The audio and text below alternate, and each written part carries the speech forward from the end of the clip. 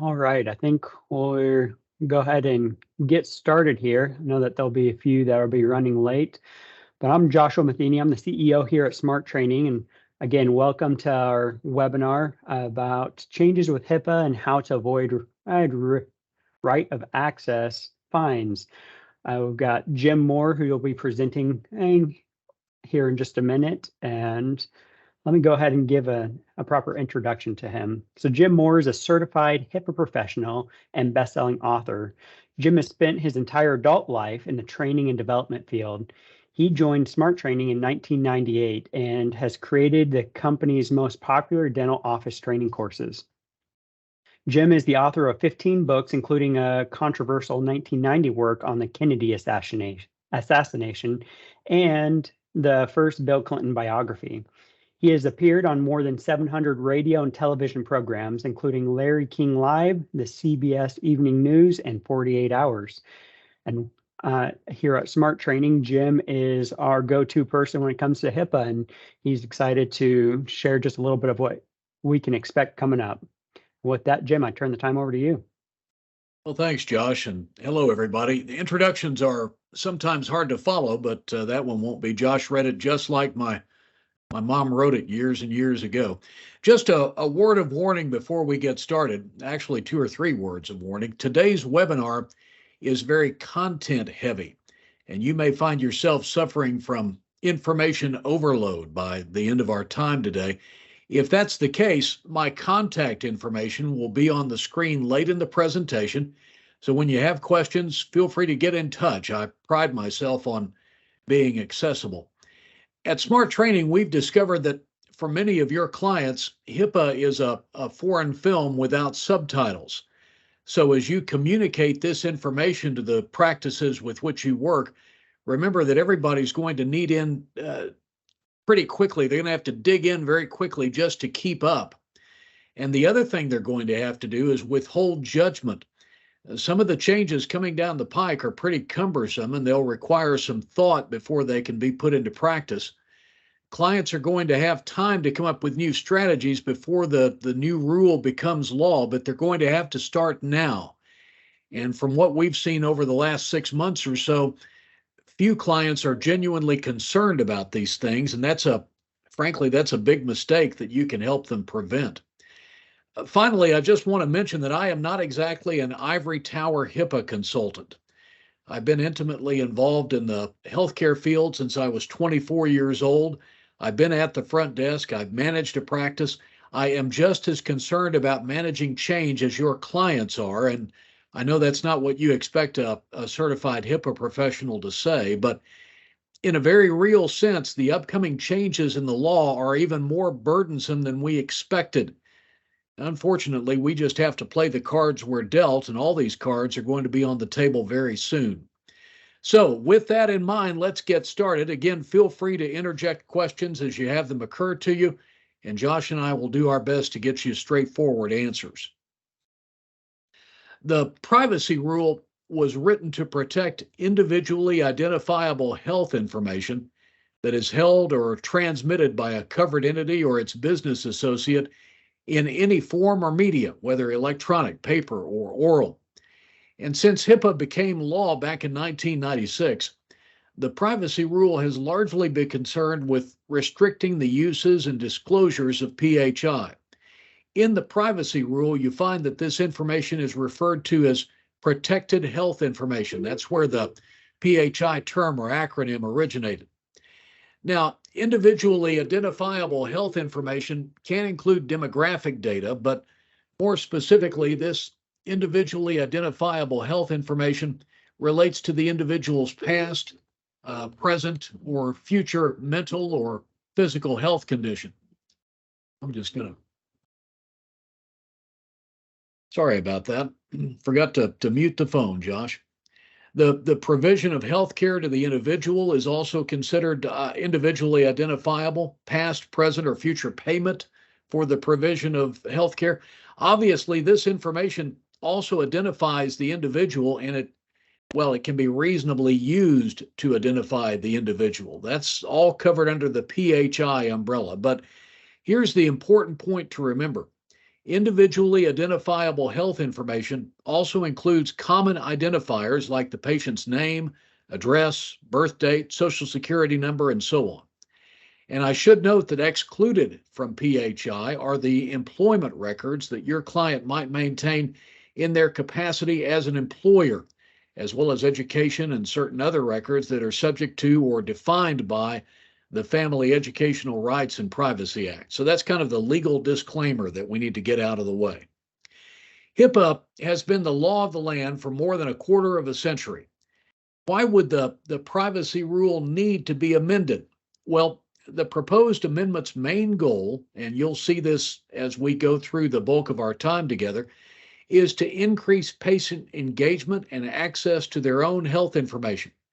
And of course, increasing patient engagement and facilitating patient access to their PHI carries with it some big burdens for your clients, and we'll get to those shortly.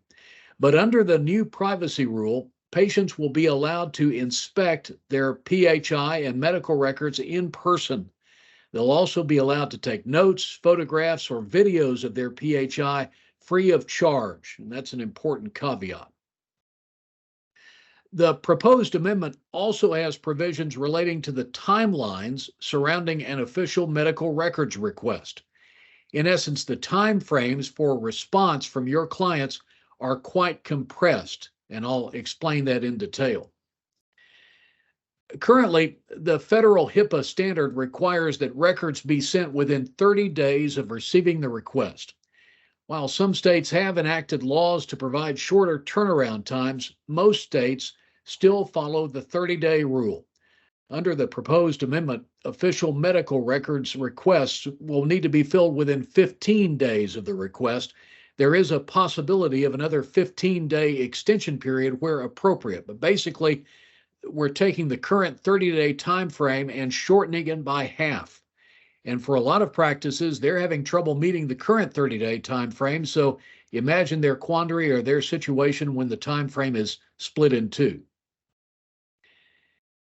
HHS justifies this change by arguing that while some states have already enacted quicker timelines than the 30-day rule, incorporating the change at the federal level will grant all individuals this privilege. And as you can see from the slide, the proposed amendment would prohibit healthcare providers and systems from charging patients to access their records.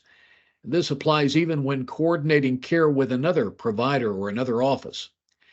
This does not mean that your clients cannot charge patients for copies, but it does mean that they cannot charge patients for sitting in what we refer to as a secure room in the office when reading or photographing their chart. Now, let me digress a moment here. Since 2016, we've been asking practices and risk assessments whether they have a specific area set aside for patients to discuss their treatment or their billing information or whatever. Most practices, about 85%, answer no. They're going to have to provide a secure area for patients to actually go through their own chart, and that's something that we'll talk about in just a moment. That's along with several other changes that have been proposed to improve information sharing for care coordination and case management for individuals. It's going to make it easier for hospitals and physician practices to share patient information with other healthcare providers and with social service and caregiving agencies as well. Now, if patients give their authorization for their healthcare provider or doctor to see their medical records from another healthcare provider, it will be the healthcare provider or the doctor's office that will be responsible for getting that information rather than the patient. And for most dental practices, this doesn't change standard operating procedure. The privacy standard that permitted covered entities to make disclosures based on their professional judgment is going to be changed to permit uses and disclosures based on a covered entity's good faith belief that a use or disclosure is in the best interests of the patient, which is far more permissive. Let me take just a moment to explain that. At present, the HIPAA privacy rule permits covered entities to disclose patient health information to avert a serious or imminent threat to health or patient safety. Josh, if you want to move ahead, that would be great. So hold on just a second, Jim. We're having Sure. some trouble. Some people aren't seeing the screen share. I've gotten that question, and so I just want to make sure that we're presenting correctly here. If you're not seeing the slide, let me stop my share and share that again and see if that's coming up for y'all.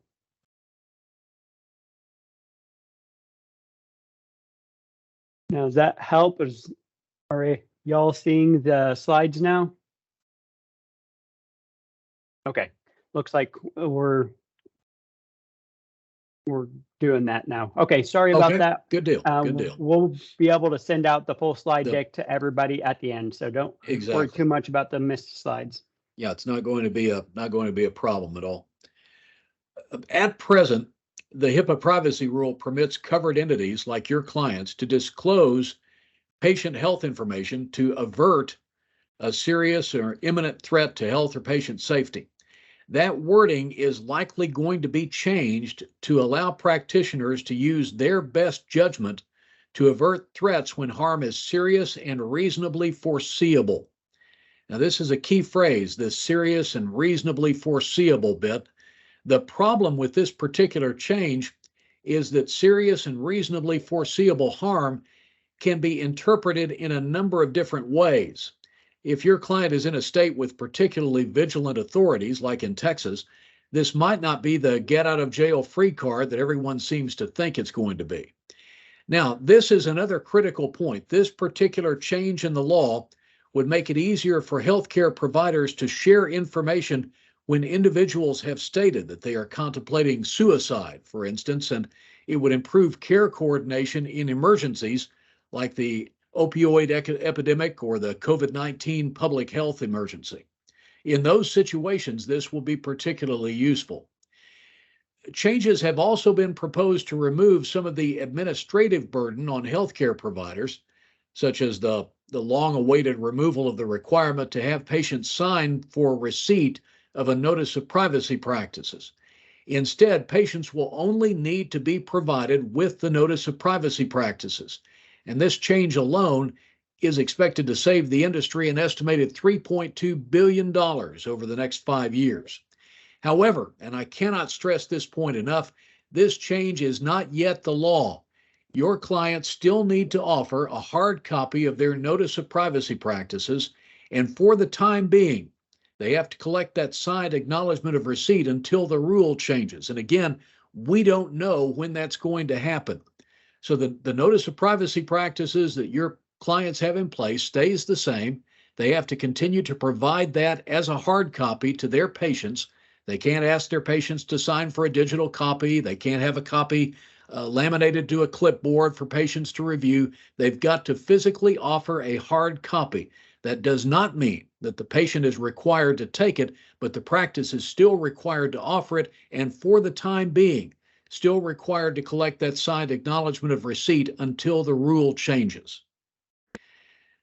Some of the proposed changes in the HIPAA privacy rule are intended to ease the administrative burden on healthcare organizations. When the final rule is published, your clients are going to need to devote considerable time and effort to implementing these changes. We'll be providing clients with updated HIPAA policies and procedures, and our updated HIPAA training, which, by the way, has been completed and is waiting for the rule to change, will communicate those changes to their team members. This is an important point, though. The updated HIPAA privacy rule will likely require training to be provided whenever there's a material change to HIPAA policies. That means that if your client isn't a SMART training client, their training courses are going to need to be updated, and providing updated training to the workforce always has the potential to cause workflow disruptions. Another key area of concern is the definition of an electronic health record, which will likely include billing records when the law changes. So billing records will need to be provided when patients request a copy of their records. Now, this is a concern in many offices because for many practices, the billing records are kept in a different system, not on the EHR, and this could conceivably slow down the processing of right of access requests. Individuals must not have to deal with unreasonable measures when exercising their right of access, but that doesn't mean that your client shouldn't implement reasonable identity checks. The updates to the HIPAA privacy rule do not specify what constitutes unreasonable, which is going to be a source of confusion for covered entities.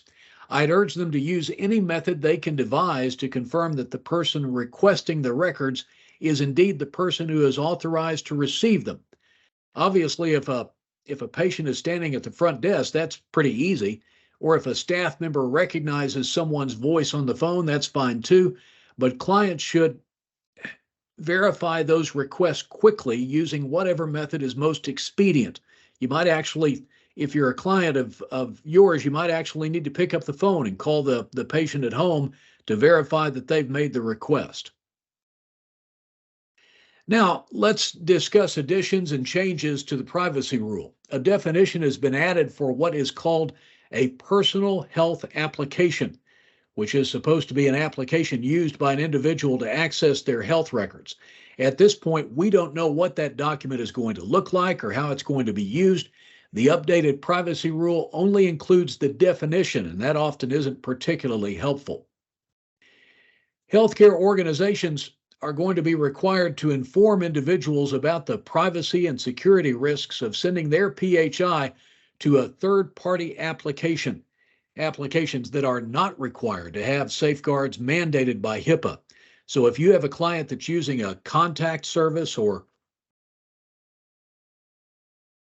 using another company to confirm appointments, that's something that they're going to have to pay attention to. They're going to have to inform their patients about the privacy and security risks of the practice doing business with those third parties. Healthcare providers are likely going to have to develop their own patient warnings to ensure that patients are made aware of the risk. And a change has been made to allow patients to orally request that a copy of their PHI be sent to a third party. Healthcare organizations may struggle to implement the changes that are required to allow those requests to be processed correctly. And there has been a change in the language of the HIPAA privacy rule regarding the need to provide copies of ePHI in the format requested by the individual. Readily producible copies of PHI now include copies requested by the personal health applications I mentioned. Obviously, it may not be easy for many providers to offer records in these formats because they may be restricted by whatever EHR system the office is using. The new HIPAA regulations will allow patients to inspect their PHI in person and to take notes and photographs. And this is going to create some challenges because patients are going to be allowed to inspect their PHI privately, and care must be taken to ensure that they are not photographing PHI that they are not authorized to obtain, either their own or the PHI of others. So covered entities like your clients are going to need to determine how best to provide that information. It may be necessary to create an area in the office where records can be viewed electronically, and even to supervise individuals who are inspecting their PHI in person. This is where, in many cases, being able to go back to the days of paper charts would have been helpful, but of course, most practices are well beyond that. In-person requests to inspect PHI will also need to be provided free of charge, even though providing in-person access has the potential to have a cost impact on a HIPAA-covered entity. So, while these privacy rule changes in many cases are minor, the implications for your clients are manifold and quite complex. The office is likely going to require considerable planning and resources to implement all of the changes, to update their policies and procedures, and to provide updated training for the workforce. Now, just to reiterate, and I think this is the third time I've said this, we don't know when the final rule is going to be published. We have expected it for more than a year. We do know that efforts to implement the new HIPAA changes will need to be initiated promptly after the final rule is published to ensure it's possible to be compliant with these new HIPAA regulations by the effective date. The latest HIPAA changes introduce new requirements to make healthcare information flow more freely and improve access rights for patients. And implementing those changes could well create challenges for dentists. The Office for Civil Rights, as you probably know, has been cracking down on violations of the HIPAA right of access when timely access to medical records in a designated record set is not provided. And we can take a look at some of those case histories in just a moment. As you now know, the time frame for providing those records is going to be shortened by half based on the number of financial penalties for HIPAA right of access violations. Many healthcare providers have struggled to provide records within 30 days, so providing the records within 15 days may be particularly challenging, especially considering that the maximum extension period has been shortened to 15 days as well. The Office for Civil Rights has agreed to settle 3 HIPAA investigations of potential HIPAA right of access violations by dental practices. All 3 of these investigations were initiated after complaints from patients about the failure of their dentist to provide them with timely access to their records. One of the cases actually involved an allegation of overcharging for a copy of the medical records. So let's take a look at what happened in these very specific cases. You might want to take some notes and communicate some of this to your clients, because the threat of fines may motivate them when nothing else will. Josh, let's move ahead if we could. A patient of the Georgia-based dental and orthodontics provider Great Expressions Dental Center of Georgia filed a complaint with OCR after being told that she could not be provided with a copy of her records unless she paid a $170 copying fee. Now, the HIPAA right of access does permit you to charge patients for providing a copy of their medical records, but the costs have to be reasonable and cost-based. Now, OCR's investigation confirmed that the patient was not provided with a copy of her records until 15 months after the initial request. OCR also determined that the Great Expressions practice of assessing copying fees, resulting in the patient being charged a fee, was not reasonable and wasn't cost-based. Now, Great Expressions chose to settle this case. They paid an $80,000 penalty, and they implemented a robust corrective action plan to address the non-compliance with the HIPAA right of access. $80,000 is not exactly pocket change, and that's the kind of fine that we'd like to spare your clients. Secondly, an investigation was launched into a Chicago-based dental practice. This is Family Dental Care, after a complaint was filed by a former patient alleging that she had not been provided with a complete set of her medical records. The former patient submitted a request for her complete records in May 2020, but only portions of those records were provided. The patient was not provided with her full records until more than 5 months after the initial request was submitted. OCR determined that there had been a failure to provide timely access. I like that. It sounds like Cool Hand Luke. What we have here is a failure to provide timely access to the requested medical records, which violated the HIPAA right of access statute. So Family Dental Care chose to settle the case. They paid a $30,000 financial penalty. They implemented a corrective action plan to address the non-compliance. Finally, but not by any measure the least, OCR received a complaint from a patient of Paradise Family Dental out in Las Vegas. The patient alleged that she had requested a copy of her and her minor child's medical records on multiple occasions, but the records had not been provided. The patient's requests were made between April and December of the same year, but the records were not provided until the end of the year, 8 months after the initial request was submitted. And again, OCR determined that the delay in providing the records violated the HIPAA right of access. Paradise chose to settle the case. They paid a $25,000 financial penalty, implemented a corrective action plan to address the non-compliance. Now, Let me take a moment and read you a direct quote from the director of the Office for Civil Rights, who is Melanie Fontes Rayner. She said, and I quote, "These right of access actions send an important message to dental practices of all sizes that they are covered by the HIPAA rules and should ensure that they are following the law. Patients have a fundamental right under HIPAA to receive their requested medical records. I hope that these actions send a message of compliance so that patients do not have to file a complaint with OCR to have their medical records requests fulfilled." Now, I cannot tell you the sheer number of times over the last decade that I've spoken with a healthcare provider, a dentist who has told me, and I quote, "We don't pay much attention to all that HIPAA stuff," unquote. Well, the question is, what price point makes you pay attention? I would think that $25,000 might be it. Now, these fines seem pretty steep, and they are, but there are some common sense strategies that your clients can implement to ensure that they don't run afoul of the right of access police over at OCR.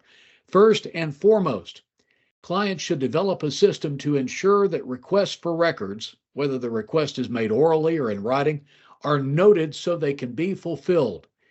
Your client typically cannot trust a brand new person sitting at the front desk to scribble a patient's name on a Post-it note and ensure that the process gets followed through and completed.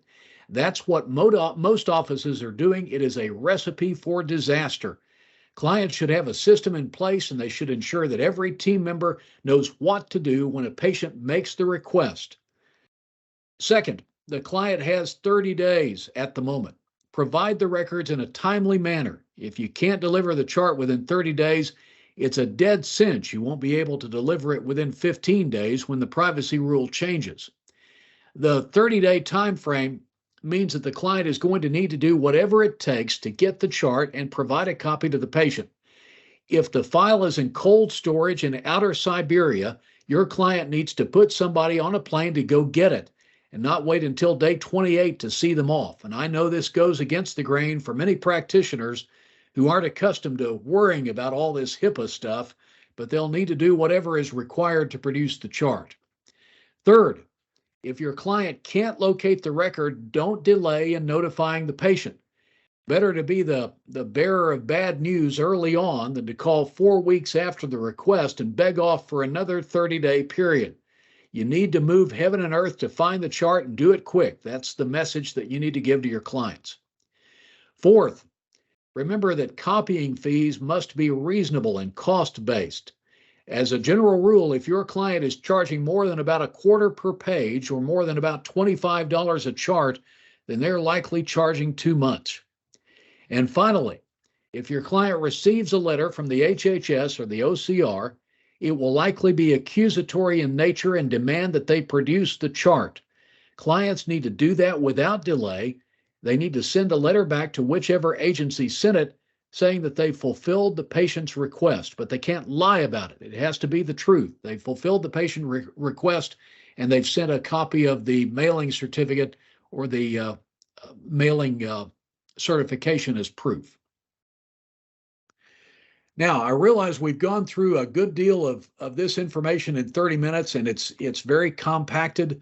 I want to take time to answer your questions. I can only tell you what we know at this point, and since the rule isn't final yet, there is still some guesswork involved. But if you want to hit me with your best shot, if I don't know the answer, I'll be glad to tell you that I don't know. If you've got specific information that you want to convey to your clients, I'm happy to go through it with you and make sure that it's correct. So this is the audience participation portion of the program. If you can type in your question, I know Josh will be happy to relay it, and we'll do our best to answer it.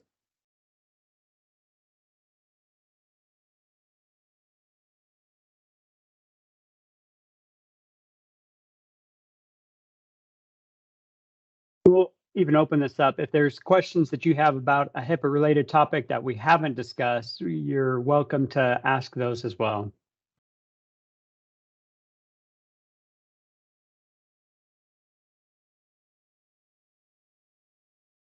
I think the one thing that I would mention, Josh, is the OCR has requested that its funding for the coming year be tripled. And they're not playing around with this. They're gearing up. By the time the new privacy rule is enacted, they are gearing up to actually respond to every single patient complaint, which is going to include a lot of dental offices. And unfortunately, once the patient has complained to OCR, there's really not a lot the practice can do but wait for the fine or the citation. So the fact that HIPAA has been a paper tiger for the last decade is not really going to carry over into the modern era. And this is something that you're going to have to prepare your clients for, because odds are they're going to avoid preparing themselves into the last possible minute. And generally speaking, from a patient privacy standpoint, that's always a bad strategy. Yep, thank you. Jim, we do have a question. Ken says, so it is not necessary for patients to sign a record release anymore if they verbally request a record or send to another provider? Ken, that's a great question. Anytime a patient requests a chart go to another provider, I would go ahead and have them sign a records request. The problem and the thing that we're addressing here is making sure that the patient gets the chart when they request it. And I don't want to put a request for protected health information form in the way of that happening. If the practice doesn't have the form handy, if they don't have the time to have the patient fill it out, get them the cotton picking chart. Don't play around with it, and don't hide behind the paperwork, because come the new privacy rule, the paperwork's not going to protect you. So you don't really need the patient's authorization to send their information to another provider, because that provider is a covered entity under HIPAA as well. Where you do need the help is getting the patient the chart when the patient requests it. Thank you. Hopefully that answers your question, Ken. We've got a couple more questions. David said, when will these amendments be approved? Which, if we had a crystal ball, we'd be able to tell you. We've been expecting them, David, for the last year and a half. My guess is that they can drop at any time, and that your clients are going to be given anywhere from 90 days to 6 months to comply. It's not going to be an immediate thing. The compliance is going to be phased in over a period of time, but exactly when that happens, as I think I said 4 times during the presentation, we don't know. Next question is, Lisa, we currently state, quote, a signed HIPAA notice is available upon request, end quote, on our electronic form. Do we still have to provide them with a hard copy, or only when they request?